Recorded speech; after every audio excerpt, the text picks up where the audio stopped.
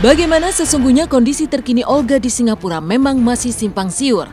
Sempat beredar foto Olga terbaring lemas seperti tak sadarkan diri dengan selang menempel. Mencuat juga kabar kalau Olga dalam kondisi tak sadar namun kerap menangis serta mengeluarkan air mata. Olga juga dikabarkan masih diisolasi di ruang ICU. Namun semua itu ditepis oleh keluarga maupun teman-teman satu manajemen Olga. Semuanya menyebut kondisi Olga semakin membaik. Lantas benarkah kondisi Olga makin membaik? Maka inilah jawaban Dr. Yunita, dokter pribadi Olga sekaligus sahabat sang host dahsyat. Ya, kondisi dalam keadaan seperti orang tidur.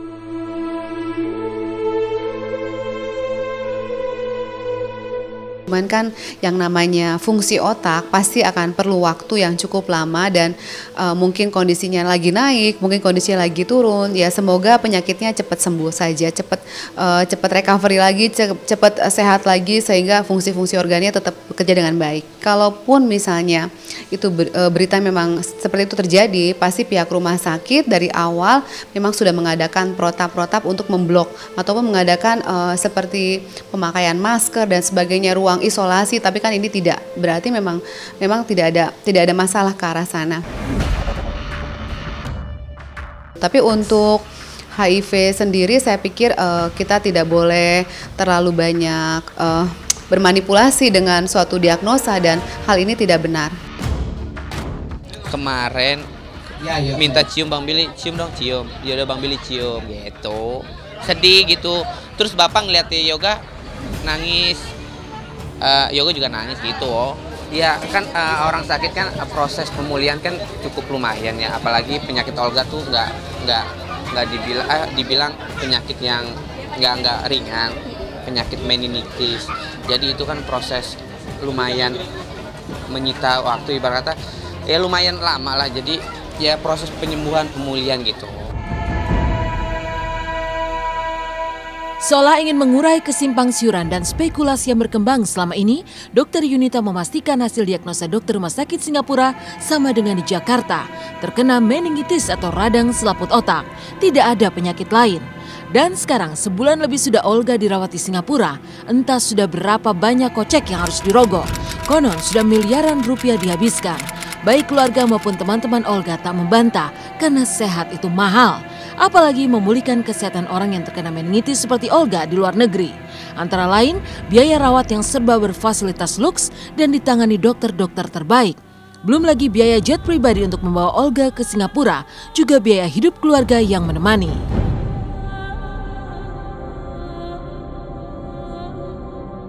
Kalau dilihat sih nggak tahu ya, iyalah di luar negeri, jangan kan di luar negeri, di sini aja mahal banget kesehatan. Ya mungkin kali ya, karena kenapa dolarnya Singapura aja tuh lebih tinggi dibandingkan Indonesia. $1 Singapura aja udah hampir 10.000.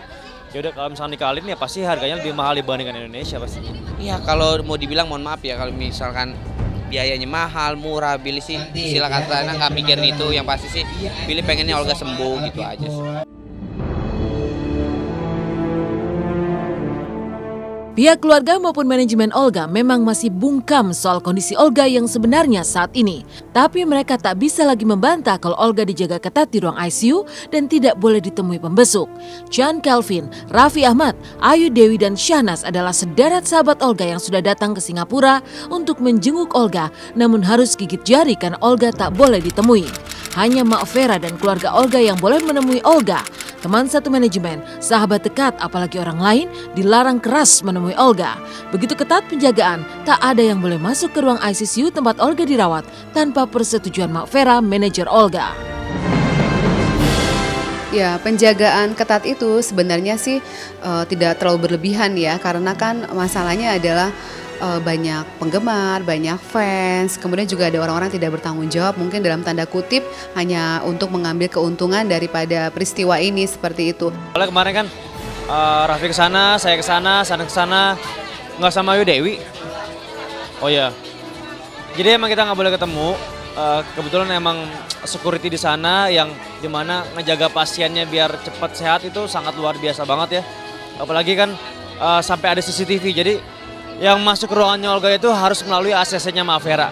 Kalau misalkan Mak Vera nggak ACC, itu orang nggak boleh masuk. Menurut saya sih Mak Vera ngejagain Olga banget ya, biar dia gak ketemu teman-temannya biar bed restnya lebih terjamin lagi sih, kayak gitu saya bilang. Terakhir gue kesana pun gue nggak bisa masuk, ya dikarenakan gue waktu itu lagi sakit, lagi batuk, dan emang dari pihak rumah sakit pun tidak memperbolehkan sih. Apalagi ada pengunjung yang maksudnya lagi sakit atau nggak enak badan, karena kan itu ruangan yang netralisir. Kontras dengan kondisi Olga setelah sebulan lebih dirawat di Singapura, tadi malam El Jalaluddin Rumi, anak kedua Ahmad Dhani, rayakan ulang tahun ke-15 bertema The Beatles. Mika Tambayong yang jadi lawan main di sinetron Siti Bling Bling dan Amanda Manopo yang disebut-sebut dekat dengan El sama-sama datang. Lantas siapa yang beruntung menjadi kekasih El? Saksikan intens di segmen selanjutnya.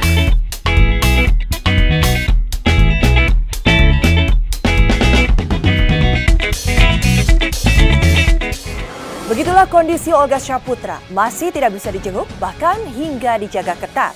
Lain dengan Olga, inilah kisah dari El Jalaluddin Rumi, putra kedua Ahmad Dhani yang merayakan ulang tahun ke-15 dengan tema band favoritnya The Beatles. El rayakan ulang tahunnya dengan biaya sendiri hasil kerja kerasnya bermain sinetron. Lantas benarkah El kini makin dekat dengan Mika Tambayong, lawan mainnya dalam sinetron Siti Bling Bling?